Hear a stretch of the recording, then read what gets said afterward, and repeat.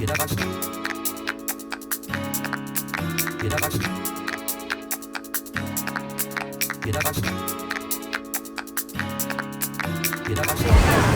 am in Kuala Lumpur in Malaysia, and one of my favorite things here is the food, especially this. This is ketchup, and also this is ketchup, and also this.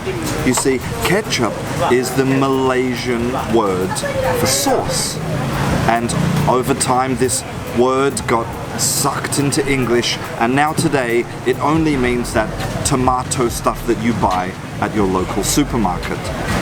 Ketchup is one of the many words that English has borrowed from Malaysian, but English borrows words from lots of other languages as well. So the question is, how many words has English borrowed from other languages? Well, I don't know. Okay, so how many words has English got that are actually real, true, native English words? Well, also, I don't know, I have no idea.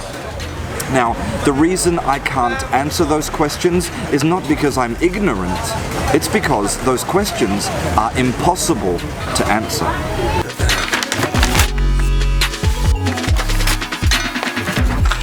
You see, before we can start to count words, we need to define what exactly a word is, and that is more difficult than you might expect. Let's look at a simple word like dog. Now, dog exists as a noun, we all know, dog, but it also exists as a verb. To dog somebody, to follow them persistently, and dog, as in dogged, could also be an adjective. So are they one word or three? Then also we have the conjugations of the verb in the past and in the gerund. Is that one word or five? Then we have the plural. Is that another word? What about the diminutive, doggy? Is that another word? And then what about other words that contain dog, like hot dog, guard dog, and sheepdog? Is dog one word, or is it 1, 2, 3, 4, 5, 6, 7, 8, 9, 10 words? And this doesn't even include all of the words with dog that I can't even think of right now. Now, why is this important? Well, a really common question that learners have is, how much vocabulary do I need for fluency? And if you ask the internet, for example, on Reddit, then you will get various different replies. For example, I think about 2,000 to 5,000 active words you know and use well. For daily conversations, I already got quite far with around 500 words and phrases. Depends on the language. Some languages use less words than others, but each word carries a wider meaning. I'd say around 5,000 words in most languages is going to get you into that conversationally fluent level. Most people generally suggest around 2,000 words to carry a simple conversation. So the internet thinks somewhere between 500 and 5,000 words is about right. Not very helpful. Maybe we can look to science for the answer. This 2016 paper estimates that the average 20-year-old native speaker of American English knows 42,000 words and 4,200 multi-word expressions. Maybe that's a good guide to how much vocabulary you need for fluency. The truth is that they are all wrong, and the reason is Scrabble.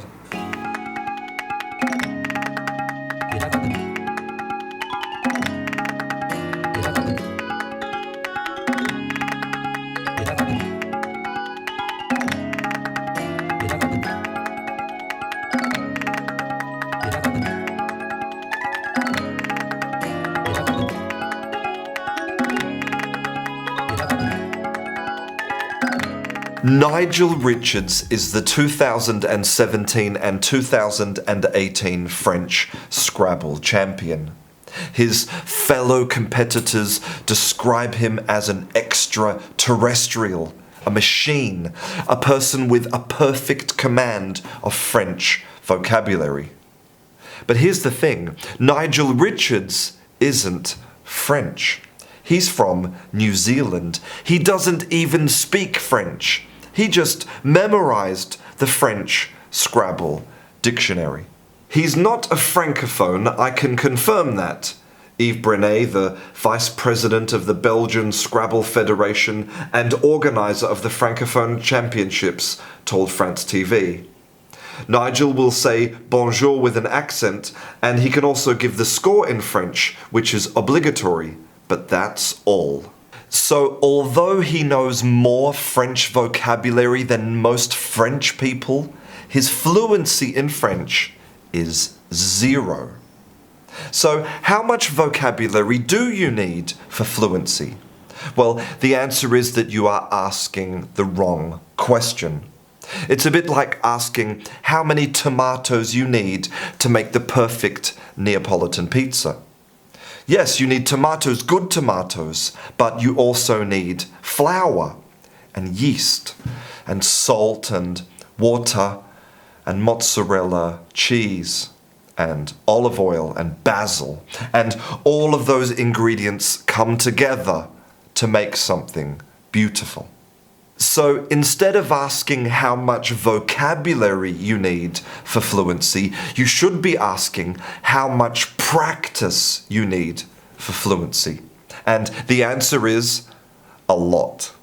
Now, I'm not saying that vocabulary isn't important. In fact, the size of your vocabulary is a good indicator of your language ability, but it's not as important as you think. You don't need a huge vocabulary.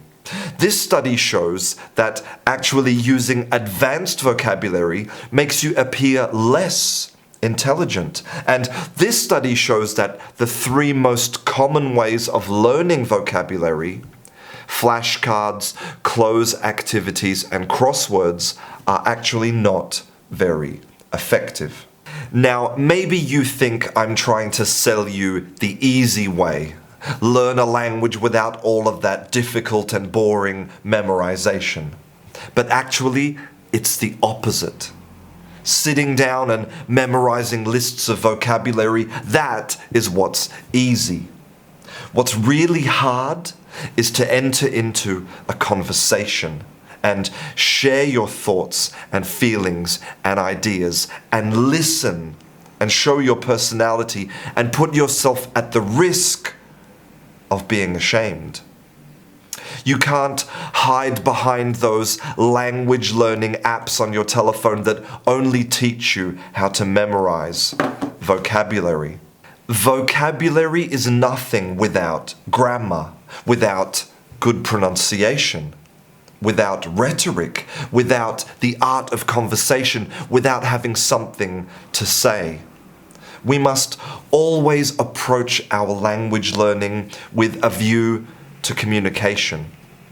Language is not something to memorize, it's something to use. I'm Christian, this is Canguro English, and I'll see you in class.